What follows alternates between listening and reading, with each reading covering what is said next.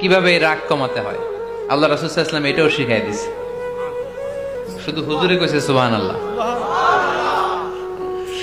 সুবহানাল্লাহ বললে কি গুনাহ হবে? একবার সুবহানাল্লাহ বললে আকাশের জমিনের মাঝখানে সব ফাঁকা জায়গাটা সওয়াব দিয়ে ওই সওয়াব আল্লাহ আপনার আমলনামায় ঢুকায় দিবে।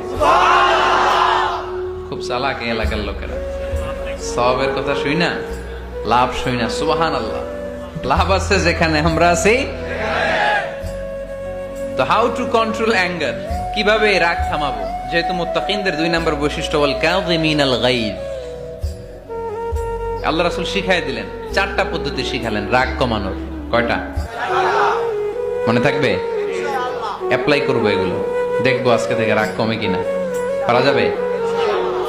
2 সাহাবী বিশ্বনবীর সামনে ঝগড়া লাগলেন, কথা কাটাকাটি, কথার পিঠে কথা, কথার নাম লতা। কথা বলতে বলতে ঝগড়া লাগতে লাগতে এক সাহাবী রেগে মেগে আগুন, মারামারির জন্য উদ্যত হলেন। বিশ্বনবী দেখলেন ওই সাহাবীর চেহারাটা একেবারে আগুনের গোলার মতো লাল হয়ে গিয়েছে।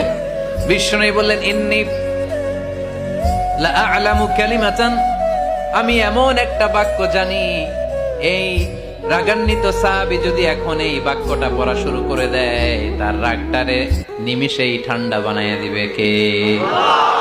ওই সাহাবী বললেন, ইয়া রাসূলুল্লাহ, কি সেই বাক্য আমারে শিখায়া দেন। বিশ্বনবী বললেন, পড়ো আউযু বিল্লাহি মিনাশ শাইতানির রাজীম। আবার পড়েন আউযু বিল্লাহি মিনাশ শাইতানির রাজীম। সুবহানাল্লাহ।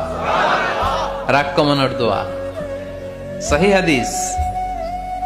ওই সাহাবী যদি এই বাক্যটা পড়ে তার রাগ কমে যাবে। বাক্যটা হচ্ছে আউযু বিল্লাহি মিনাশ শাইতানির রাজীম, বিতাড়িত শয়তানের কাছ থেকে আল্লাহর কাছে পানাহ চাচ্ছি, প্রোটেকশন চাচ্ছি। বলতে দেরি, রাগ থামতে দেরি হবে না। টিপস নাম্বার 1 মনে থাকবে তো? টিপস নাম্বার 2, বিশ্বনবী বললেন, ইযা গাদিবা আহাদুকুম ফালইয়াসকুত, তোমাদের যখন প্রচন্ড রাগ চলে আসে, বেশি যখন প্রচন্ড যখন তোমরা রেগে যাও, তখন কথা বন্ধ করে চুপ হয়ে যাও। কি করতে হবে? চুপ, একেবারে চুপ। অনেকে রাগের সময় গড়গড় করে কি যেন বলতে থাকে, আছে না নাই? রাগে গড়গড় করতে থাকে আর কি যেন বলতে থাকে।